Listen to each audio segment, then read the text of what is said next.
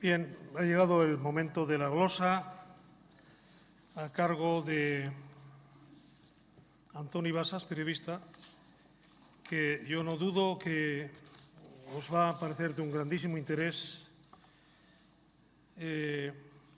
las portadas de Cataluña, una visión. Antoni Basas tiene una larga trayectoria como periodista. No voy a decir aquí el tópico de larga trayectoria que no puedo resumir pero he intentado resumir lo resumido. Tiene una larga trayectoria como periodista desde que con 18 años comenzara en Radio Juventud y a renglón seguido pasar a Radio Barcelona, donde durante 14 años, entre otras cosas, llevó a cabo las retransmisiones en catalán de los partidos del Barça antes de incorporarse a Catalunya Radio. También durante 14 años dirigió y presentó el programa estrella de Catalunya Radio, El Matí de Catalunya Radio. Fue el creador también de Alguna pregunta més, que hay que recordar que fue Premio Ondas de 1997. Tras abandonar, un verbo que probablemente permitiría algunas interpretaciones, pero digamos que tras abandonar en 2008 El Matí de Catalunya Radio, también tiene una larga trayectoria en Televisión de Cataluña, la TV3, y desde 2009 al 2013 fue corresponsal de TV3 en los Estados Unidos. Además de colaborar en Televisión de Cataluña, forma parte del equipo directivo del diario Ara, del cual es director audiovisual. Es autor, entre otros, de los libros A un pam de la gloria, en que narra su experiencia con el Barça, El Matí amb Raimon Panicar y Bon dia son las 8, que recoge sus vivencias al frente del programa de radio El Matí de Catalunya Radio, que fue Premi Josep Pla. Antoni, cuando quieras.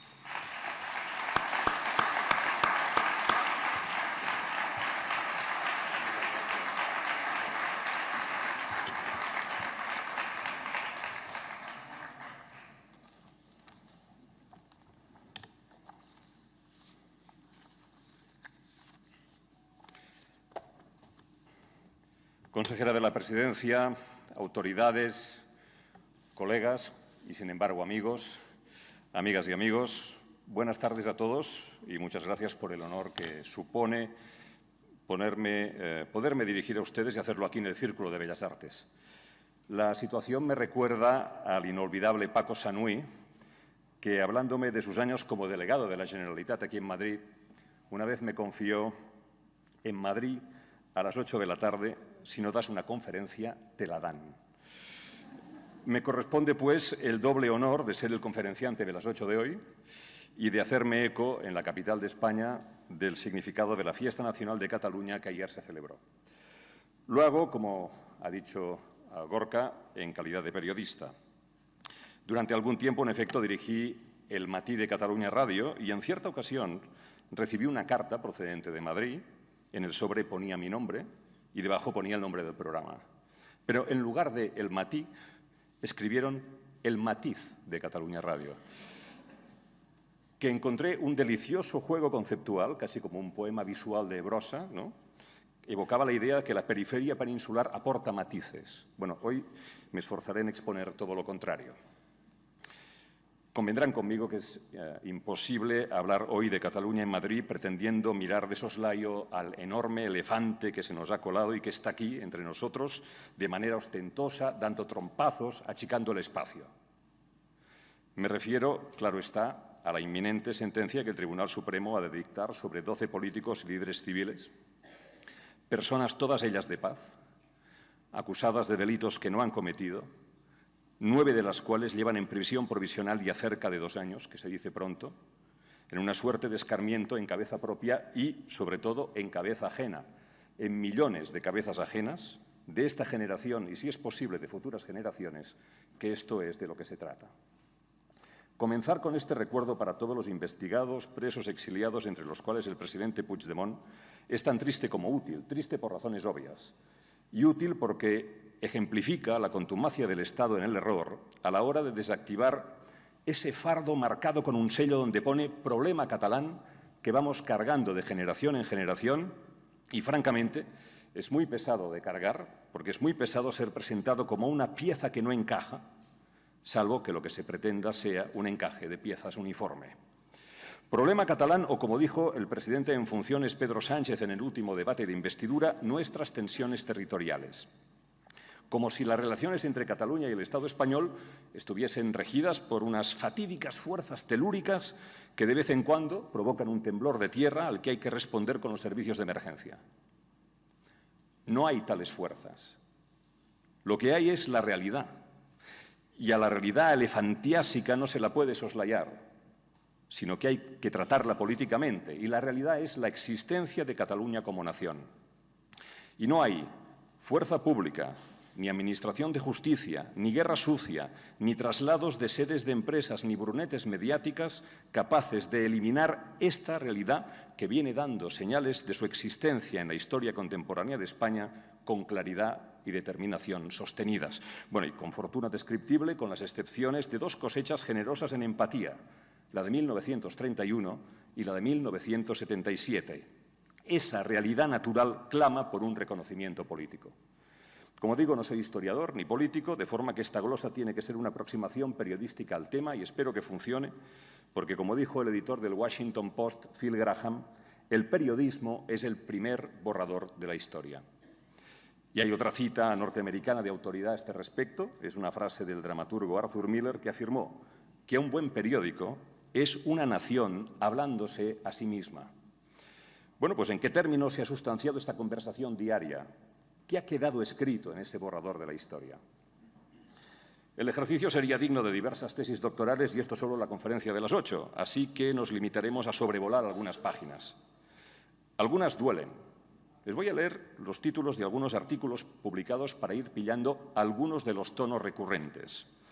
La enseñanza del catalán en las escuelas. No quieren ser españoles. Todo lo que obtenga Cataluña ha de darse a otras regiones. La exclusión del español en Cataluña. El catalán es una lengua artificial. No sigo. Podrían ser de antes de ayer, ¿verdad? Pues son de hace 80 años. Fueron artículos publicados en ABC cuando las Cortes de la República debatieron el Estatuto de 1932.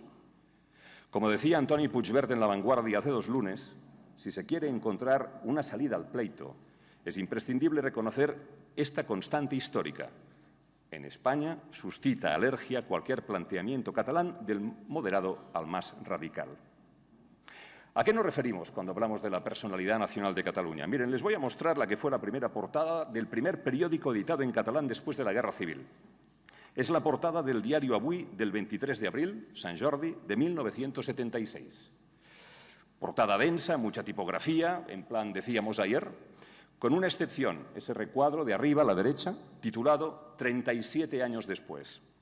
Se limita a decir que el diario se inscribió en el registro cuando Franco no llevaba ni 2 meses muerto.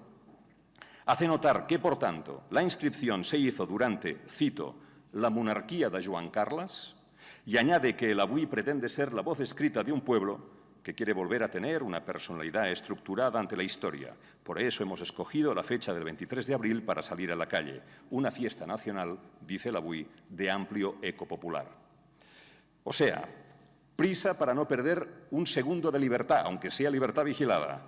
Reconocimiento al rey y afirmación nacional. Ah, y en el chiste de Cesc, ahí abajo a la derecha, todo el mundo va con la rosa del día de Sant Jordi y el Avui de ese primer día, y el niño le dice a su padre, así ahora ya solo nos falta el estatuto.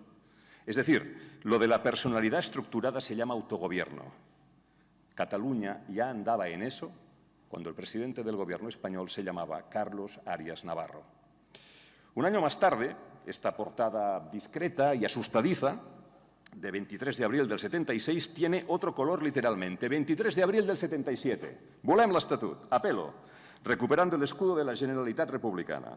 Y, por cierto, los tiempos soplaban en esa dirección cuatribarrada hasta el punto de que en la página 2 de ese día, esta es la portada, pues imagínense cuando giran la página, ¿no? en el reverso, aparecía un anuncio del Corte Inglés con la rosa y el escudo de Cataluña, nada menos que el Corte Inglés sumándose a la catalanidad ambiental. Como diría aquel, es el mercado, amigo. Se celebran en junio las primeras elecciones democráticas en España, democráticas pero con Esquerra Republicana debiendo camuflarse bajo otras siglas, y llega el 11 de septiembre del 77. Aquel año la diada caía en domingo, así que la manifestación se presumía gigantesca. Aquel domingo, La Vanguardia, antes de la manifestación, le dedicó a la diada la portada en color de los domingos con el título de El 11 de septiembre de la Esperanza, en la que incluye esa columna de fondo rosa, abajo a la derecha, y dice así: el 11 de septiembre de 1714, Barcelona se rendía a las tropas de Felipe V, después de haber defendido con ahínco la causa de Carlos de Austria en la Guerra de Sucesión. Cataluña no defendía en aquella guerra a un rey frente a otro rey. Defendía sus derechos, sus instituciones, sus libertades y apoyaba al pretendiente que se comprometía a respetarlos. Y después añade: el 11 de septiembre se consumó una derrota con honor. La diada es una fiesta que recuerda la voluntad de estar en España. La Guerra de Sucesión era un problema español, pero sin renunciar a ser Cataluña. Una constante de ayer y hoy que no consiguieron destruir 40 años de ocultación de la realidad catalana. Bueno, ¿y qué pasó al día siguiente de esta portada? Ayer hizo 42 años. Pues que la manifestación llenó el Paseo de Gracia, visto aquí desde la Gran Vía, y pasó a la historia como la manifestación del millón. Y ahora, sobre esta portada del gentío que abarrota la avenida más elegante y más cara de Barcelona, les formulo una pregunta. ¿Quién adoctrinó a esas masas? ¿Sí? ¿Quién las adoctrinó? ¿La escuela? Bueno, imposible, estaba en manos del Ministerio en Madrid. TV3, imposible, en el 77 solo emitían la primera cadena de televisión española y el UHF. Los mayores ya saben de qué estoy hablando. Cataluña Radio o RAC1, imposible, no existían. Si no había ni WhatsApp ni Twitter, ¿quién sacó toda esta gente a la calle? Si hablamos de logística, la sacó el tejido civil asociativo, que en Cataluña es muy fuerte a falta de poder político. Pero si hablamos de convicciones, a toda esta gente la sacó la libertad, porque funcionó un principio de universal aplicación. Cuando una sociedad privada de voz y voto, pero con conciencia de que posee una identidad propia, territorio, lengua, historia, bandera, himno, sede de gobierno, cuando esa sociedad puede empezar a desenvolverse con un mínimo de libertad, esa realidad nacional emerge rápidamente. No es que ese territorio haya recuperado la memoria, precisamente la memoria no la había perdido jamás. Lo que ha recuperado es la facultad de hablar en público, de hablarse en público. Está recuperando el nombre de cada cosa, que diría Espriu, y habla en voz alta con un entusiasmo contagioso, porque como cantó Raimón a propósito de un concierto durante la dictadura, por unas cuantas horas nos sentimos libres, y quien ha sentido la libertad tiene más fuerzas para vivir. Por cierto, tan solo 18 días después de esa manifestación del millón, Cataluña vuelve a tener Generalitat, 30 de septiembre de 1977. En el pie de foto, la foto donde aparece el presidente Suárez, dice: don Adolfo Suárez, en el momento de dirigirse en el Palacio de la Moncloa a presidir uno de los consejos de ministros más importantes de nuestra historia contemporánea, el que restablece la Generalitat de Cataluña. Y en efecto, un mes más tarde, el presidente de la Generalitat regresa del exilio, en el que ha vivido cerca de 39 años. Ahora sabemos que aquella operación de Estado de restaurar la Generalitat y repatriar al presidente Josep Tarradellas quería en parte frenar a la izquierda, hegemónica en Cataluña después de las elecciones de junio, pero también encajar Cataluña en la nueva realidad democrática española, aún por configurar una suerte de win-win, por cuanto injertaba una raíz de la legalidad republicana en la naciente monarquía parlamentaria. Y se hizo 1 año y 2 meses antes de aprobarse la Constitución del 78. Por una vez, la demanda maragallana de «Escolta, España» se había hecho realidad. España había escuchado, por conveniencia, por convicción o por ambas cosas. Y a veces pienso que aquella voluntad de escuchar del 77 llevó a creer a millones de catalanes en 2012, 13, 14, 15, 16, 17, 18, 19, que sus manifestaciones apabullantes, sin parangón en el mundo desarrollado, coloristas, entusiastas, ordenadas con Excel y con tiralíneas, pacíficas, también serían escuchadas. Les decía que el núcleo de la cuestión catalana es el choque entre su incontestable realidad nacional y la realidad constitucional del 78, que habla de nación española única, pero que incluye el término nacionalidades, sin decir cuáles son, ni desarrollar sus atribuciones disueltas en la taza del café para todos. Ya por aquel entonces, la cuestión no era baladí en Cataluña. En junio del 78, La Vanguardia publica Documentos para la polémica sobre la nacionalidad catalana. Nada menos que 2 páginas, mientras se discute el proyecto de Constitución, Documentos para la polémica, y lo explica de esta guisa. Esbozo de información básica sobre el tema dedicado a políticos, académicos y aficionados a historiadores que crecieron en el vacío cultural de los últimos años. Porque los parlamentarios catalanes han hablado de nacionalidad como la cosa más natural del mundo. Les faits sont les faits, dicen los franceses, y es inútil poner barreras dialécticas al aire transparente de la realidad. Este borrador de la historia de Cataluña, habla muy claro. Tan claro como esta portada de l'Avui de 3 meses antes, marzo del 78, Som una nació. La idea es la misma. Ahora que la Constitución dirá el nombre de cada cosa, digamos el nuestro. Vamos a defender el nuestro. Y atención a la parte inferior de la portada y en blanco, dice Visión Catalana de España. Ahí está el anhelo del reconocimiento de la realidad plurinacional de España. Una portada que, por cierto, Manuel Fraga blandió escandalizado en el debate parlamentario. Y cuando el 11 de septiembre de 1981, 7 meses después del golpe de Estado del 23F de Armada, Milans del Bosch y Tejero, después de aquella rebelión, cuando pase ese golpe de Estado y soplen vientos de l'OAPA armonizadora, el Avui insistirá. Sí, som una nació. Y, por cierto, incluirá, ahí a la izquierda, con el fondo amarillo, un mensaje donde se lee: ante los que querrían liquidar por la violencia el marco constitucional y ante los que querrían aniquilar nuestra autonomía, afirmamos nuestra voluntad común de fortalecerla. Nuestra recuperación nacional comporta hoy la asunción de competencias más eficaces para la actuación de la Generalitat en el sentido más favorable a los trabajadores. A su vez, el 11 de septiembre es la fecha en la que todos los que vivimos en esta tierra manifestamos nuestra consciencia común de nación. Firman Convergència, PSC, PSUC, Esquerra Republicana, Unió Democràtica, Comisiones Obreras, UGT, USO, Bandera Roja y Partido de los Comunistas de Cataluña. Vamos a dar un salto en el tiempo. Dejamos el 81 y vamos al 93. Durante esos 12 años, el Tribunal Constitucional ha dado la razón a la Generalitat en la sentencia de la LOAPA.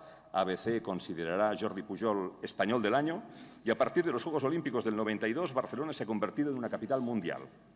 En ese año 93, Felipe González adelanta las elecciones y las gana con 159 diputados. ¿Qué tiempos aquellos? Aznar ha obtenido 141. La derecha ha estado a punto de ganar. Finalmente, Felipe pacta con Pujol. Y así, el 12 de septiembre de 1993, hoy hace 26 años, ABC. Igual que Franco, pero al revés. Persecución del castellano en Cataluña. El propio director de ABC, Luis María Ansón, reconocerá años más tarde en una entrevista que, cito, la cultura de la crispación existió porque no había manera de vencer a González con otras armas. Y esa cultura de la crispación decidió criminalizar el pacto Felipe-Pujol atizando con el catalán. Debía ser la primera vez que mi generación vio una línea editorial cruzar sin rubor la frontera que va de la verdad a la mentira y hacerlo con un tema del que en Cataluña teníamos y tenemos motivos para estar razonablemente satisfechos porque se trataba de salvar la lengua sin dividir a la sociedad. Por puertas como esta entró un torrente de hostilidad para con las cosas de Cataluña que ya no nos ha abandonado. Otro salto en el tiempo, 2004, gobierna Maragall, es el primer tripartito. El vicepresidente de la Generalitat, Carod Rovira, se ha reunido con dirigentes de ETA para pedirles que dejen de matar y que comprueben cómo independentistas como él pueden llegar al gobierno por vías democráticas.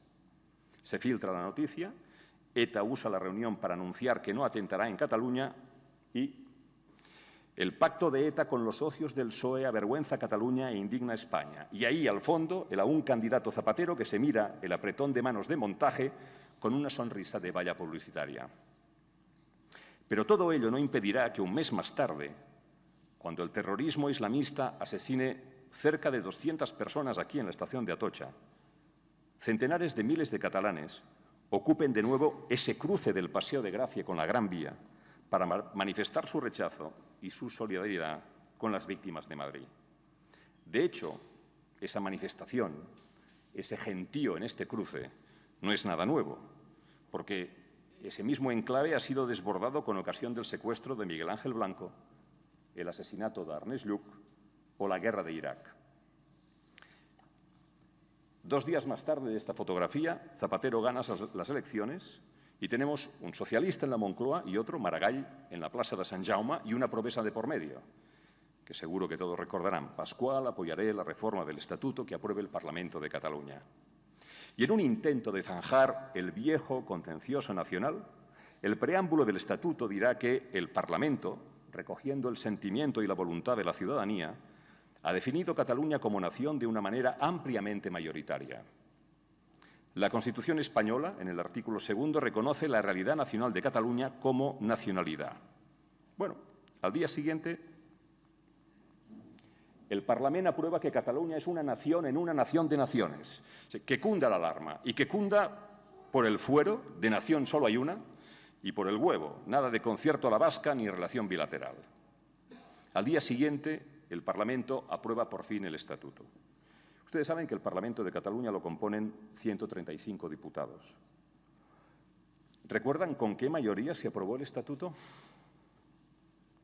120 a 15.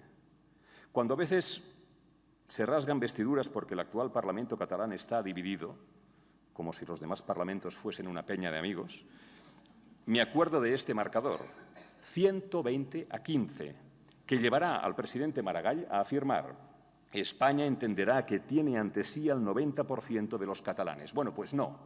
Y eso es lo grave del asunto, que al final ganaron los 15 a los 120.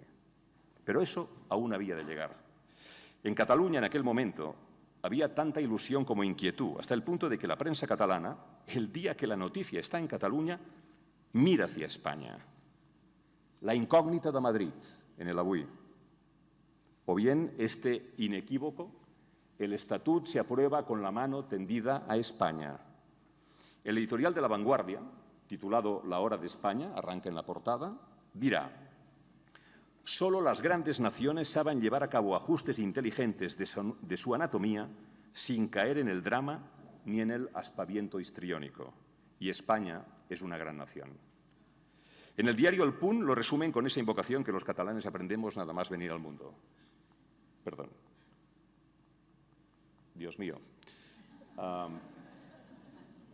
¿Hay un técnico en la sala? Sí, muchas gracias. Bueno, la invocación que los catalanes aprendemos nada más llegar al mundo es naturalmente Escolta España, ¿no?, sacada de un poema de Joan Maragall. Bueno, vamos a ir rápidamente hasta la página que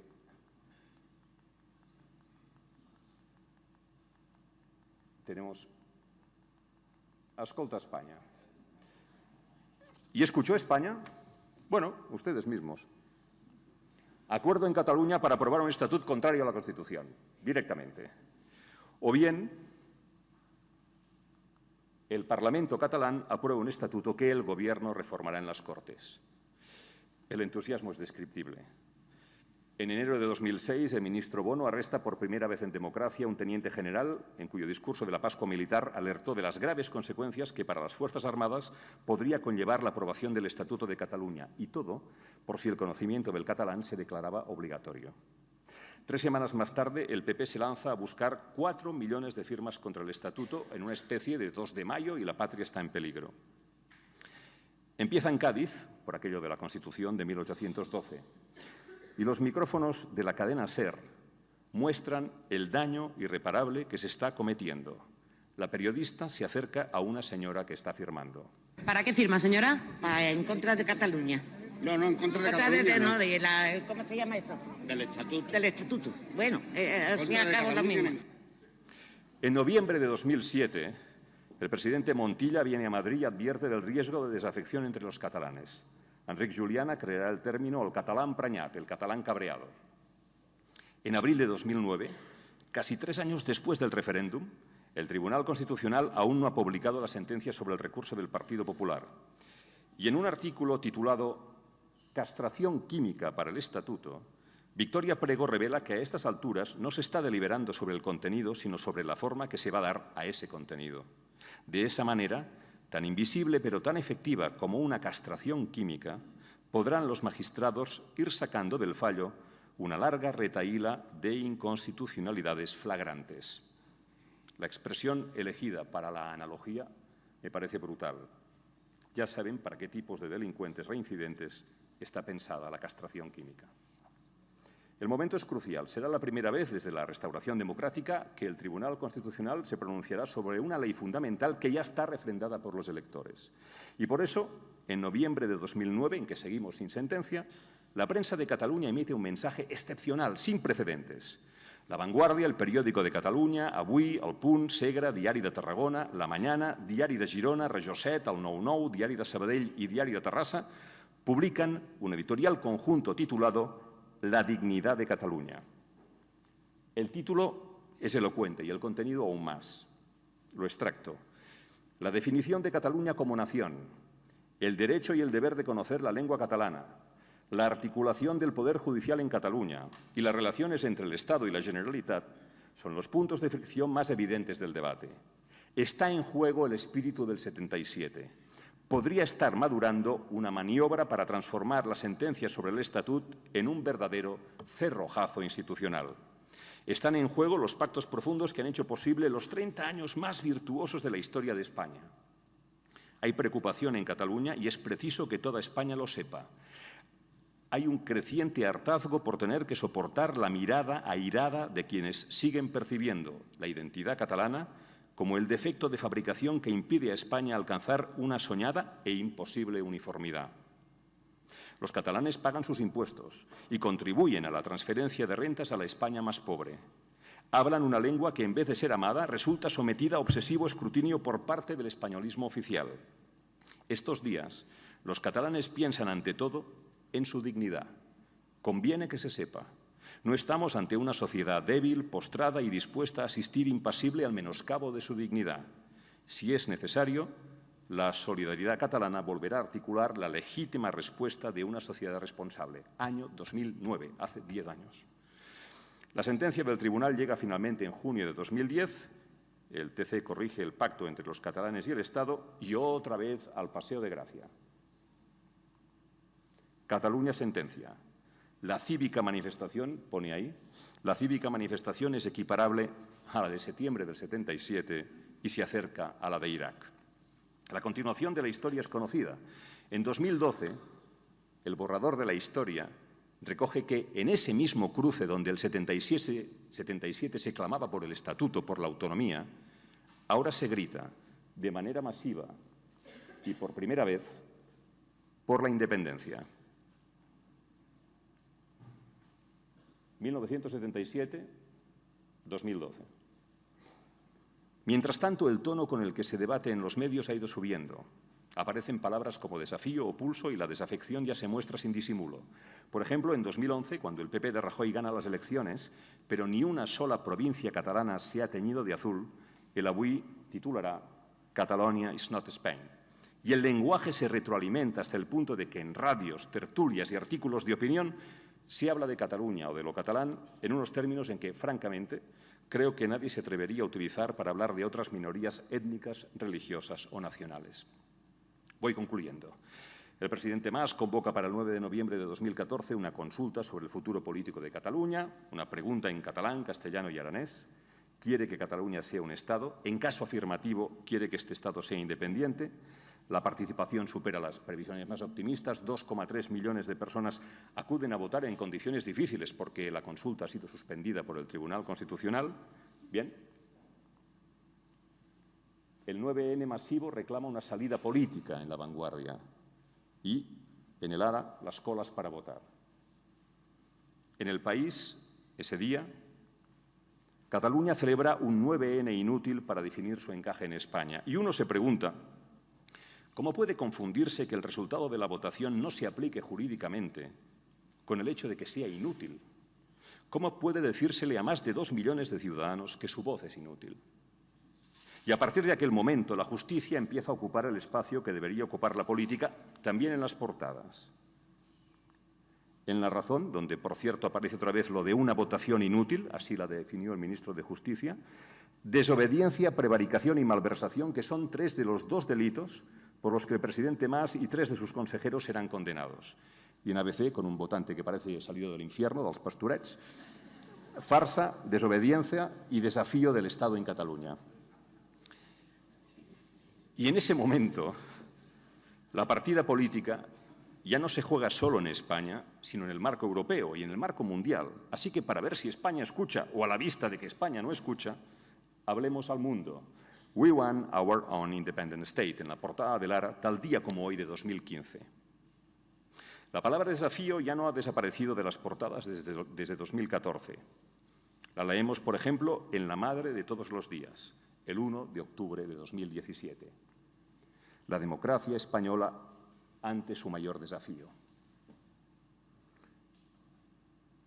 ¿No deberíamos preguntarnos si el mayor desafío de la democracia española fue ETA, o la ultraderecha que asesinó 5 abogados laboralistas en Atocha, o el atentado del 11M, o el golpe de Estado del 23F, o no lo son el paro, el dominio del mercado sobre el poder político que obliga a reformar de urgencia la Constitución, la corrupción, las cloacas del Estado, la emergencia climática?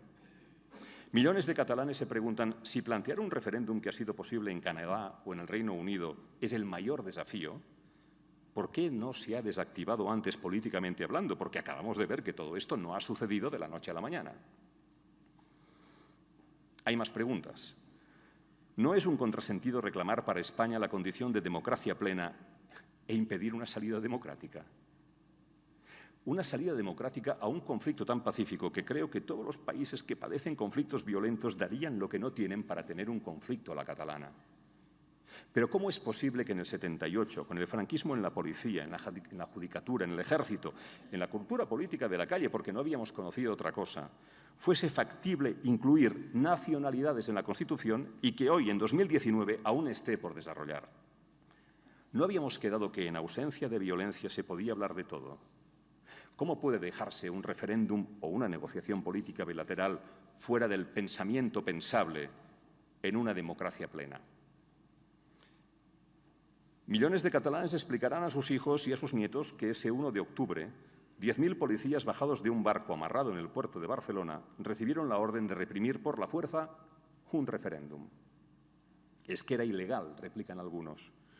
Bueno, esa es la respuesta de un estudiante de Derecho, no la de un estadista.